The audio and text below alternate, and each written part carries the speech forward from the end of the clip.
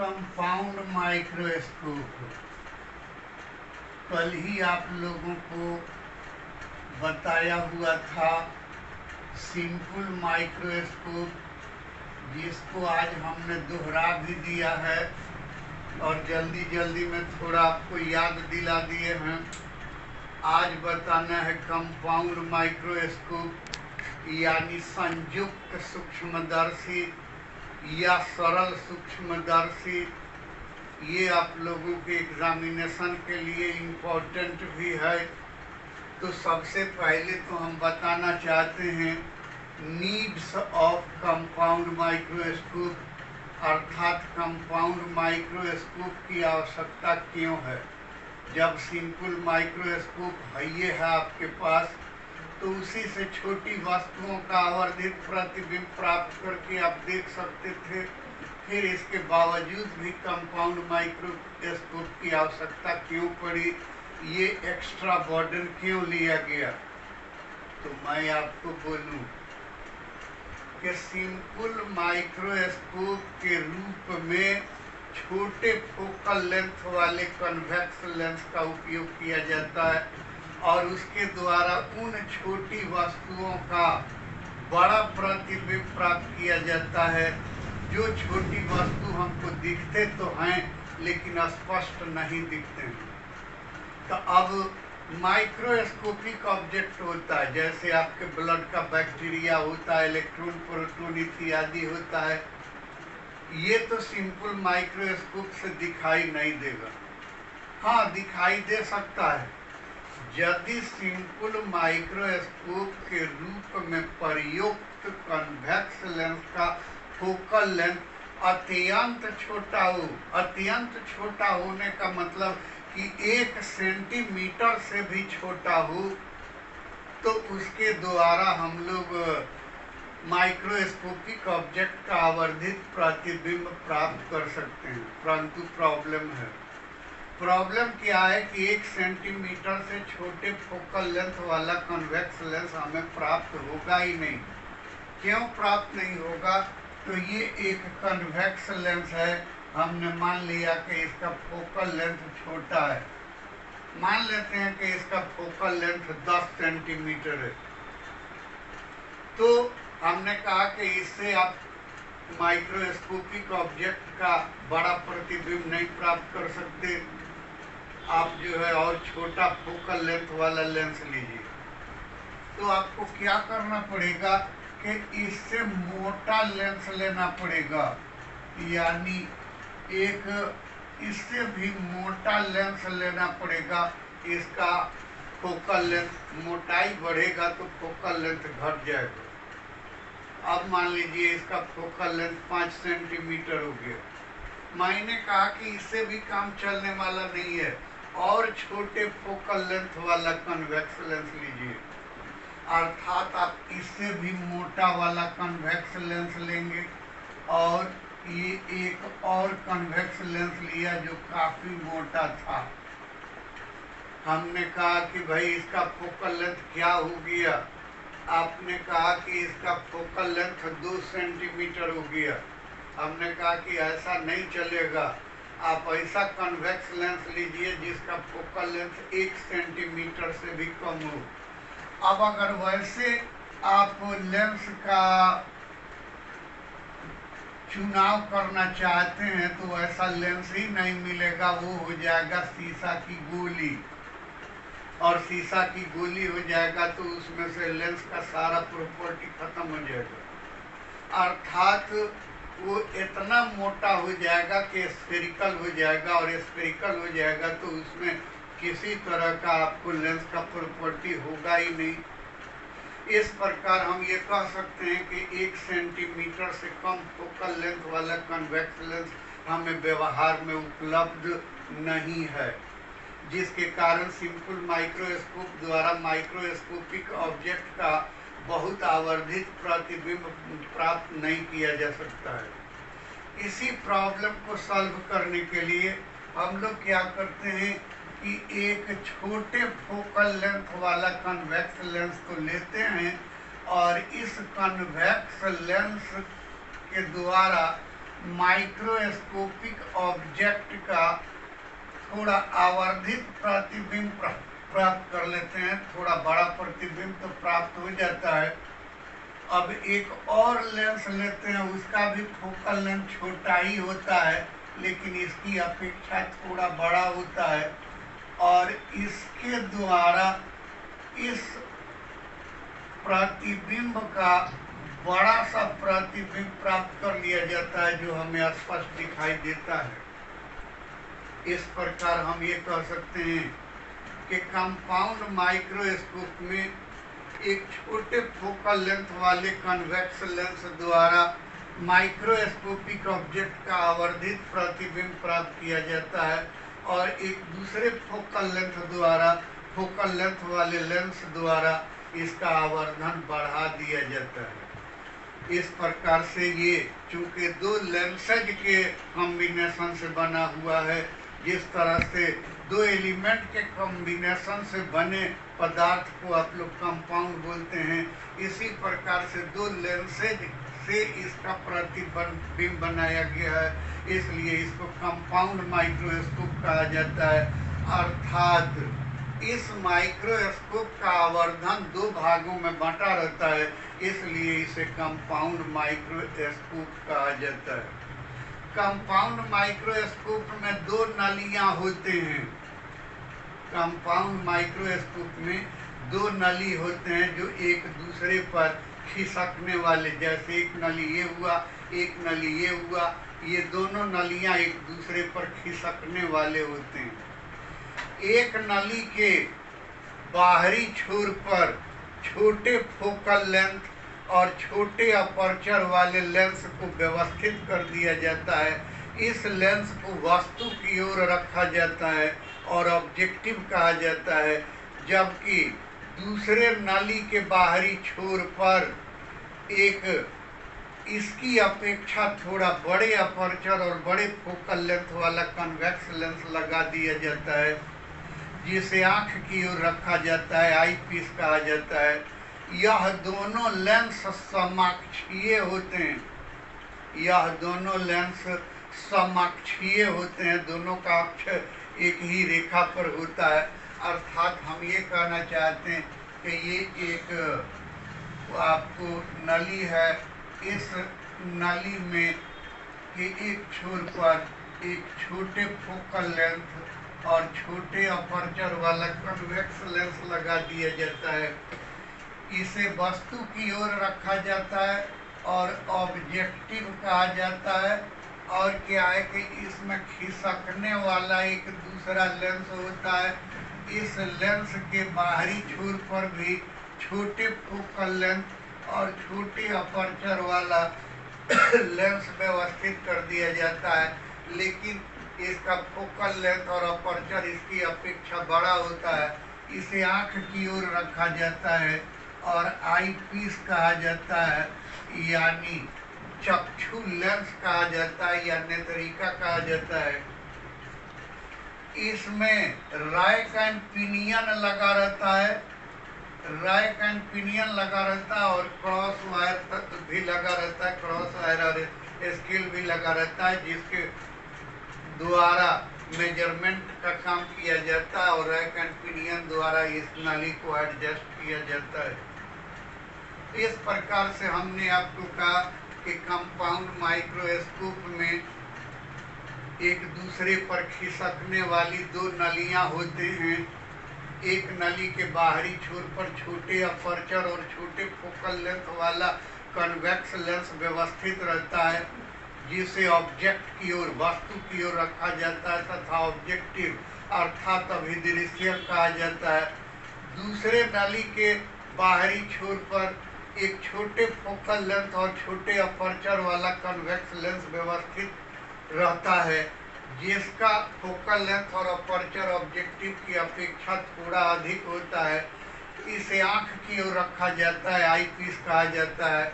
यह दोनों लेंस को एक्सियली व्यवस्थित रहते हैं, समाक्षीय व्यवस्थित रहते हैं। इस यंत्र में रैक एंड पिनियन तथा क्रॉस वायर लगा रहता है।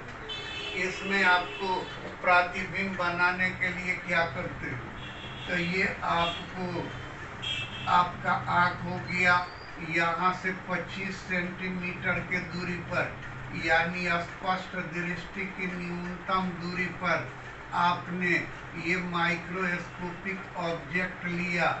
इसके द्वारा यहाँ पर विजुअल एंगल जो बना, ये विजुअल एंगल अल्फा है और ये वस्तु आपको दिखाई नहीं देती है।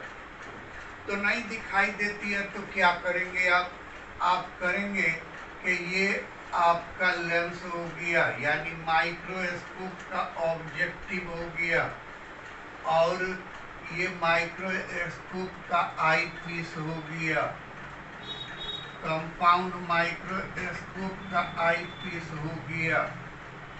ये दोनों नली समकक्षीय हैं, इसको ई मान लिया, इसे आई पीस, इसको ओ मान लिया, उसे ऑब्जेक्टिव। और क्या है कि ये आई पीस का ये फोकस हो गया एफ ओ।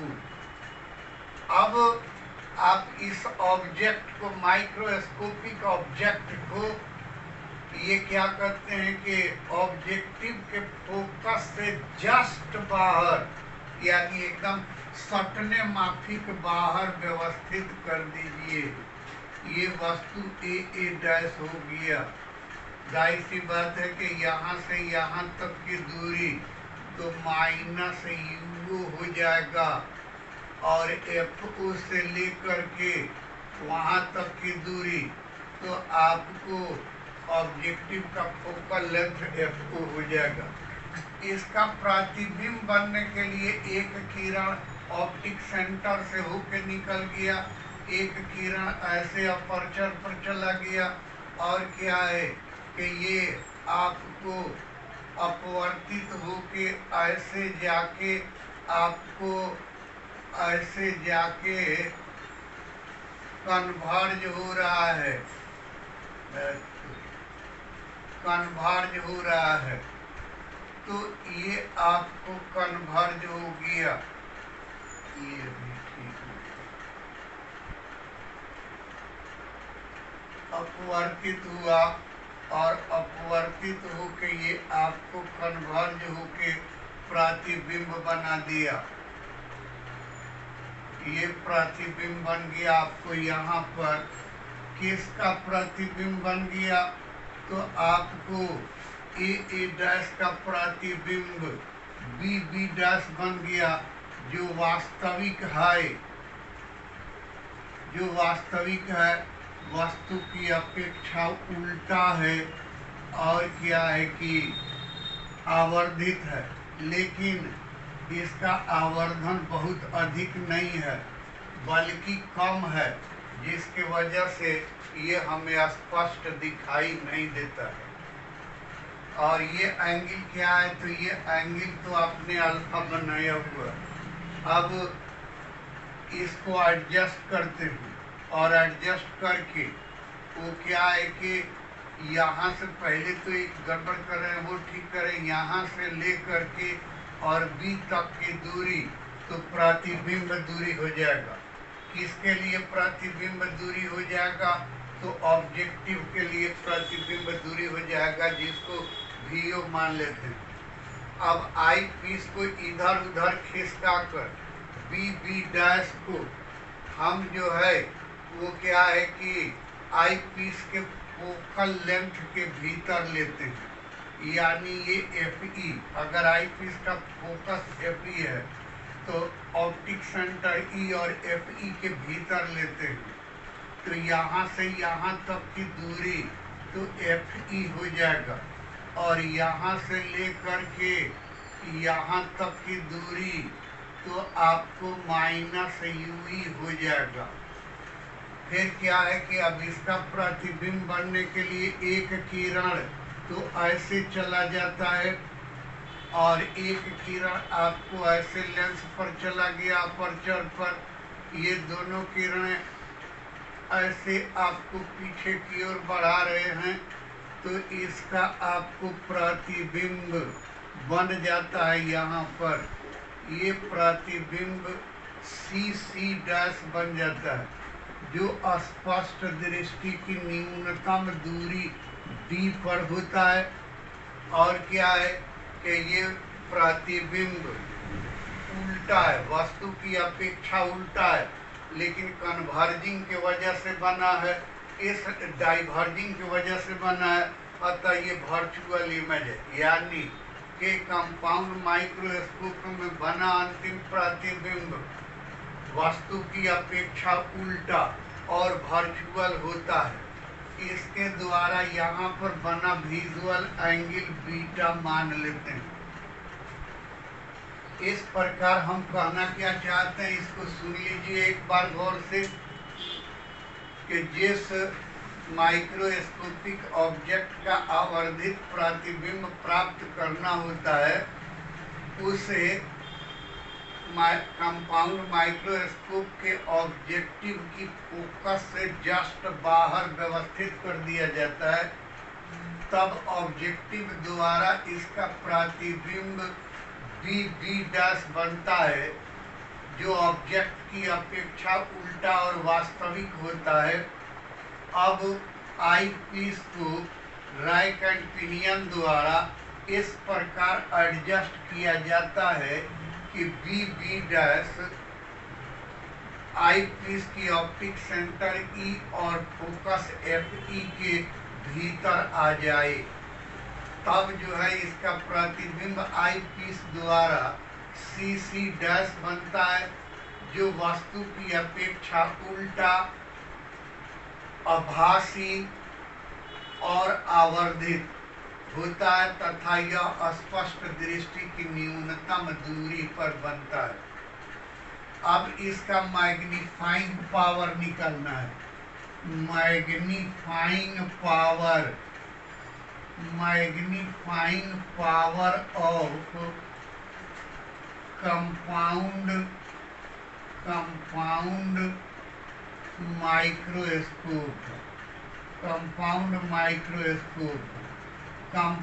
माइक्रोस्कोप का आवर्धन क्षमता।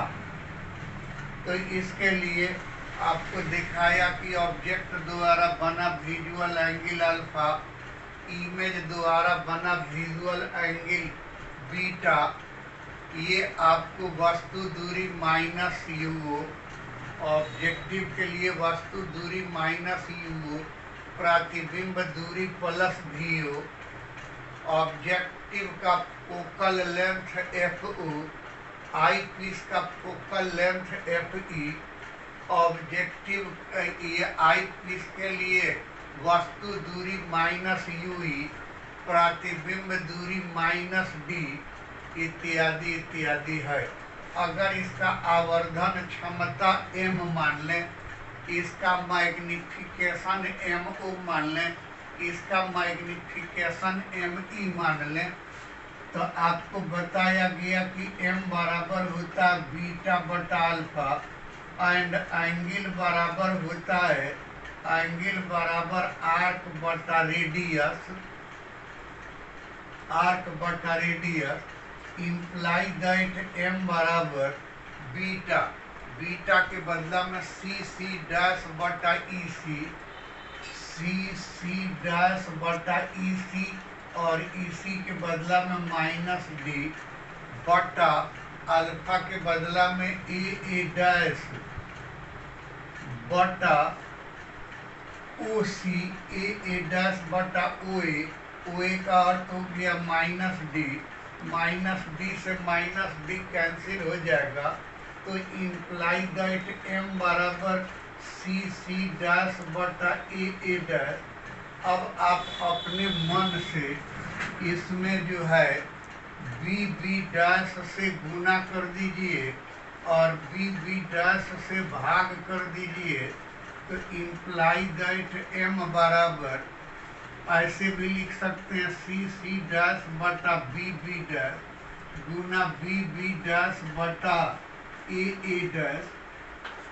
और जहाँ तक आप देख रहे हैं कि चूंकि सी डैश बटा ए डैश ये बी डैश सी डैश बटा बी डैश को यदि आप फिगर में देखें तो C dash size of image for eyepiece यानी नेत्रिका के लिए प्रतिबिंब दूरी है CC डैश, और BB डैश वस्तु का आकार है।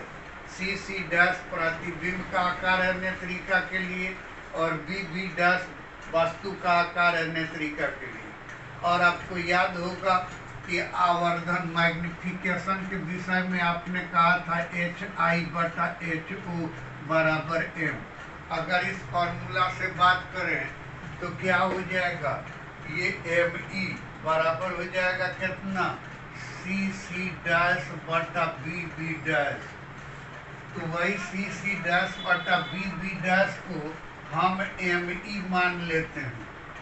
और क्या है, चलिए ये छूके मत कीजिए बल्कि पुट कर दीजिए, पुट CC डैश बटा BB डैश बराबर ME। और आपको याद होगा कि कल ही या आज भी हम निकाले हुए हैं इस लेंस के लिए सिंपल माइक्रोस्कोप में कि M बराबर होता है 1+D/F। तो ये हो गया 1+D/F के बदला में यहाँ FE माने हैं, तो FE। एंड क्या हो गया कि BB डैश बटा AA डैश। तब BB डैश बटा AA डैश ऑब्जेक्टिव के लिए BB डैश प्रतिबिंब का आकार है और AA डैश वस्तु का आकार है। तो ये तो ऑब्जेक्टिव का आवर्धन हो जाएगा, ऑब्जेक्टिव का मैग्निफिकेशन हो जाएगा BB डैश बटा AA डैश। तो ये BB डैश बटा AA डैश को हम जो है MO मान लेते हैं। तो ये क्या हो जाएगा, इसलिए M बराबर, ये वाला M बराबर ME into MO, equation number first इसको मान लेते हैं। अब क्या है कि चूंकि वो क्या कहते हैं कि ये ऑब्जेक्टिव के लिए उठा लेते हैं, ऑब्जेक्टिव के लिए उठा लेते हैं क्या कि आपको ट्रायंगल AA डैश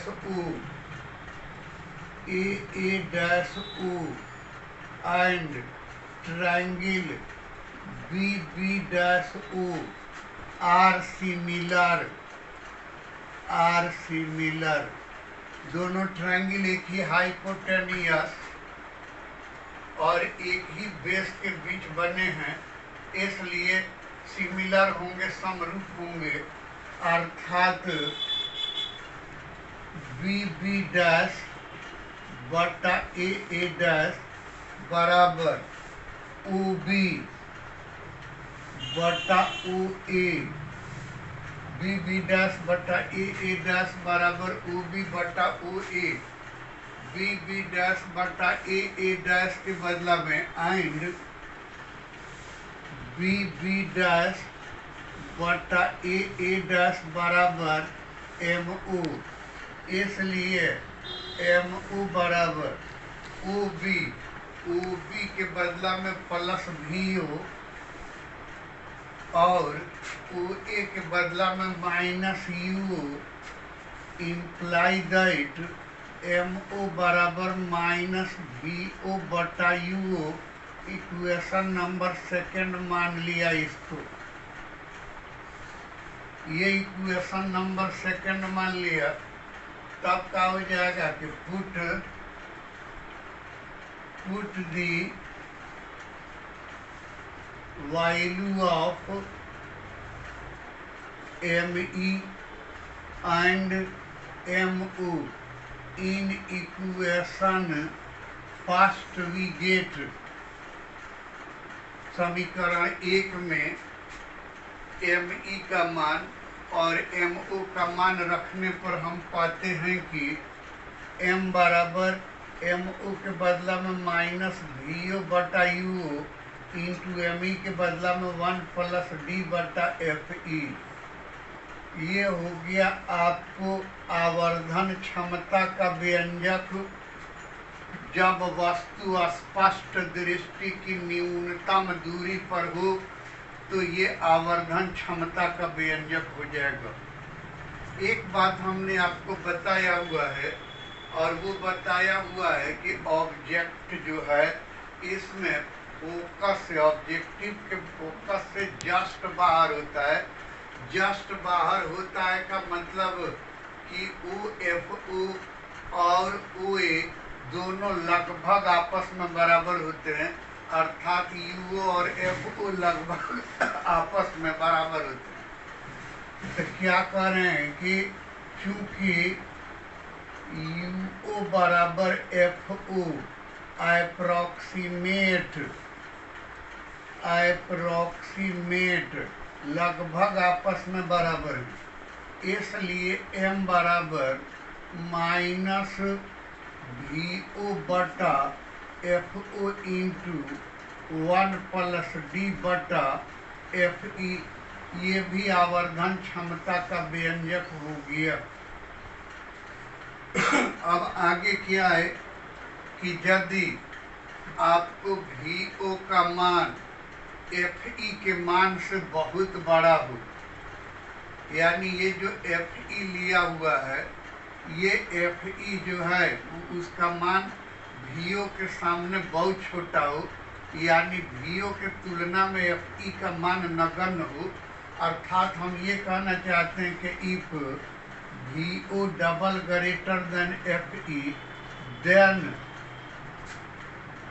OE बराबर L बराबर VO बराबर VO, यानी कि आप अगर FE को नगण्य मानते हैं तो FE को नगण्य मानते हैं तो आपको क्या है कि VO का मान L के बराबर हो जाएगा, इसलिए M बराबर हो गया आपको माइनस L बटा FO इंटू 1 प्लस D बटा FE, ये भी आपको आवर्धन क्षमता का व्यंजक हो गया।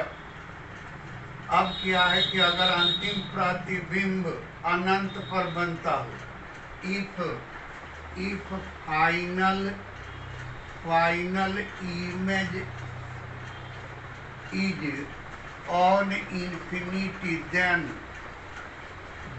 M बराबर, आपको याद होगा कि अभी निकाले हैं दोहराते में, या आपको सिंपल माइक्रोस्कोप में उठा करके देखिए कि जब अनंत के लिए निकाल रहे हैं तो ये 1 खत्म हो जा रहा है, केवल D बटा FE आ जा रहा है। तो ये हो गया आपको D बटा FE। जब अंतिम प्रतिबिंब अनंत पर बनता है तो मैग्नीफाइंग पावर का मान होता है माइनस L बटा FO इंटू D बटा FE। अब क्या है कि अगर कंपाउंड माइक्रोस्कोप का लेंथ हम L माने तो क्या है कि L बराबर हो जाएगा OE, और OE बराबर हो जाएगा OB प्लस, वो क्या कहते हैं कि BE, OB plus BE imply that L बराबर OB के बदला में VO, और क्या है BE के बदला में UE। तो ये आपको कंपाउंड माइक्रोस्कोप के लंबाई का फॉर्मूला हो गया। और यदि प्रतिबिंब अनंत पर बनता है तो अनंत पर या छोड़िए अनंत पर बनता है तो क्या कर दें कि if final image is on infinity then UE बराबर FE, इसलिए L बराबर हो जाएगा VO प्लस FE। ये आपको लेंथ का फॉर्मूला हो गया। और इस तरह से ये कंपाउंड माइक्रोस्कोप हो गया। ये आप लोग ध्यान पूर्वक देख लें, वीडियो को 1 बार 2 बार 3 बार चला करके देखें, उसके बाद भी नहीं समझ में आवे तो फिर हमको कॉल करें, हम दोहरा देंगे। That's all, thank you.